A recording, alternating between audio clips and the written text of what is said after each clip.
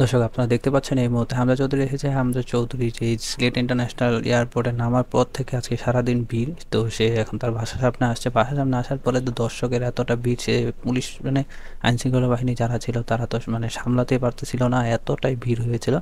সামনে তার খালা, তার মামা, মানে তার যে বাবা, এখন দেখছেন আপনি তার বাবার সাথে সে কথা বলছে এবং সে গাড়িতে আসার পর তাকে বলতেছে তুমি ভিতরেই থাকো, তুমি বের হয়ে না। মানে এতটা মানুষের ভিড়, মানুষ বাহিরে মানে বাসার বাহিরে গেট টেট পুরো মানে অনেক হয়ে গেছে।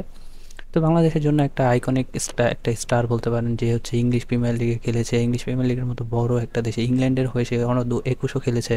মানে সে তার দেশে আসছে, বাংলাদেশের হয়ে খেলতে আসছে, এটাই বাংলাদেশের মানুষের জন্য মানে অনেকটাই মানে আবেগ আপ্লুত হয়ে গেছে মানুষ। সবাই তাকে বরণ করার জন্য ফুল টুল নিয়ে আসছে বাড়ির মধ্যে, মানে বাড়ির মধ্যে সে মনে হয় অনেক বছর পরে আসছে, তার আত্মীয় স্বজন সবাই, তার ফ্যামিলি সবাইকে বলতেছে তারা অনেকটাই আবেগ আপ্লুত হয়ে গেছে তাদেরকে দেখে। তারা অনেকটা বছর পরে গ্রামে আসছে, তারা তো গ্রামে দেশে আসেই না ধরতে গেলে, তো খেলার মাঝে আসছে, সে বাংলাদেশের হয়ে খেলবে।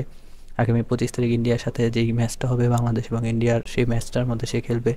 আর আরও দেখতে পাচ্তেছেন যে ফুল টোল দিয়ে মানুষ এতটা বরণ করছে, আর ভিতরে শুধু পুলিশ আইন শৃঙ্খলা বাহিনী এবং হচ্ছে তার ফ্যামিলি লোকজনই আছে, ভিতরে ওরকম মানুষ ঢুকতে দেয় নেই। যারা হচ্ছে তার পরিবারের সবাই তাদের মানুষদের দেখে একটা আবেগ হয়ে গেছে, এত বছর পরে সবাইকে দেখতেছে। এবং বাহিরে আপনারা দেখতে পাচ্ছেন, ওই বাহিরে এত মানুষজন, মানে মানে অনেক মানুষজন, কি বলার মতো নেই, পুরোটা একদম মানে হামজা চৌধুরী দেখার জন্য অনেক মানুষ আবেগে হয়ে গেছে। বাট অনেকে দেখতে পারছে, অনেকে দেখতে পারে নাই, এরকম একটা প্লেয়ার বাংলাদেশের মধ্যে আসছে, সেটাই মানুষের সবার।